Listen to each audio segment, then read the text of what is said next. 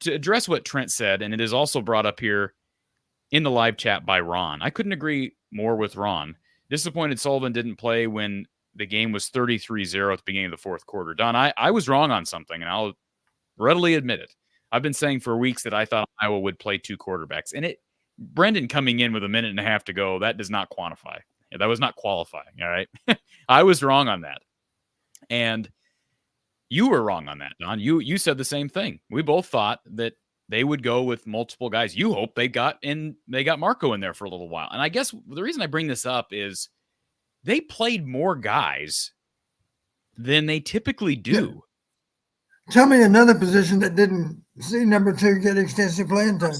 They played more guys at other positions than they normally do early in seasons. Like we saw, here, let me give you an example. You have Caden Weegan come in and look terrific. And if it's not for a stupid block in the back that probably didn't make the difference on a play, he would have had a return for a touchdown, had a couple of nice returns, looked the part. I mean, that dude looked great in his limited amount of time. He's fearless. I'll make this comment. He thinks he's Tim Dwight. Yeah. Hey, great. He Nothing wrong with thinking that way. Yeah, he reminded you of Timmy. He reminded me of Charlie Jones and Cooper DeJean. Those are great names to be in the company of early, at least at first glance. He didn't muff any punts, even though you can tell he is fearless. So I guess there was one ball he should have fair caught, incidentally. I agree. Because that ball might have come out. But Don, here's my point. He looked the part. And yet we still saw Zach Lutmer for multiple punt returns in the game. With the game in doubt, we still saw Zach Lutmer. All right. I think that's notable. What I didn't know is if Weegan had crept up a little bit at that point in time. I don't know. It could be. So if we want to make that argument, fine. But let me go to a couple other positions. We saw Cohen Entringer get time earlier than certainly quarterback. We saw who else did we see in there? Obviously, we saw a heavy dose of you're going to see a heavy dose of defensive linemen. Lots of tight ends. We saw lots of tight ends. Johnny Pascuzzi played. We saw Zach Ortworth get a lot more action. He looked good. Had a nice catch down the left boundary. Again, I'd have to go back and look. But it just seemed like the number of guys that played, you would think, based on everything we've been told and everything I've been told and seen through fall camp, that Brendan Sullivan, if all those other guys are deserving of playing time that early in a game, Brendan Sullivan is deserving of some playing time. I'm not talking about making a change. Like I get if I didn't listen to halftime, but if Jerry DiNardo said, hey, pull the plug, it's time to put Brendan in, I don't know that I agree with that. Right. I've never been an advocate for that. What I'm an advocate for, Don, is having a few plays ready for a guy who's proven himself to be ready. They do it on special teams. They do it on defense. They do it on offense at other positions. Why is quarterback so different, Don? Yeah, I found myself thinking this way, Corey.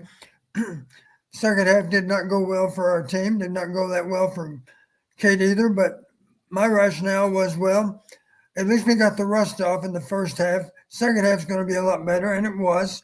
Well, Brendan Sullivan, we need to get the rust off him too because we might need him. We might need him next Saturday. Correct. I agree. I guess my biggest complaint, I get it, like early in the third quarter, even late in the third quarter, early fourth, Don, when Cade was starting to get it rolling. I understand not pulling him when you're struggling, right? I think there's a psychological factor there. You don't want to just pull a guy and make him feel like he's getting benched because of his performance when he's trying to beat off the rust. So I can kind of understand sticking with him through the trials. I understand sticking with him through the third quarter as he's gotten it rolling and wanting to keep that momentum going. I get it. What I don't get is when you're up 33-0 late and he's still in the game. That's what I don't understand. I wasn't even asking for Brendan, to be taking an entire drive in the first half. But 33-0, I don't understand why Cade McNamara is still in the game. I did make a note of it because I didn't realize just sitting out in the crowd. We actually saw 3 Illinois State quarterbacks. We saw 2 of them in the first quarter. Of course, the backup played a lot. They clearly have a 2-quarterback system. They're comfortable putting in the other guy. And what are they going to call? They're going to call the plays that work best for him. It only makes sense. It gives you a chance to have more variety in your offense. if you've got a different guy as a signal caller that can do different things. It's like putting a multi-talented quarterback out there that's capable of doing so many more things. You're using two guys to get it done, but that's better than not getting it done. Yeah. Again, I'm yes, it's nitpicking to some extent, but what happened last year? They go with a guy in Deacon Hill who was not ready. And although I think they were already without Brendan Sullivan playing a single snap in an Iowa jersey, now he has played a couple of snaps, he handed the ball off several times yesterday at the tail end of the game. But without Sullivan even playing a real snap, a meaningful snap, he's already in a better position than Deacon Hill ever was. However, Right. my point is we've seen the downfall involved with not having your backup ready to go.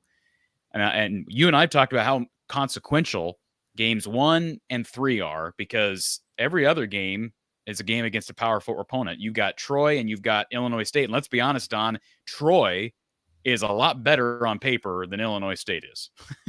They just are. Yes. I mean, they're winning 10, 11 games in the FBS. Illinois State's winning 6 games in the FCS.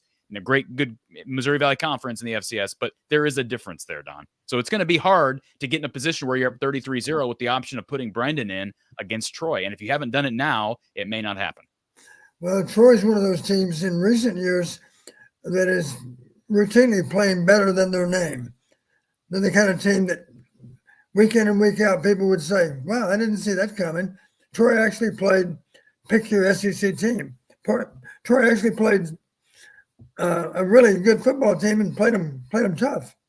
Well, yeah, Troy's better than their name.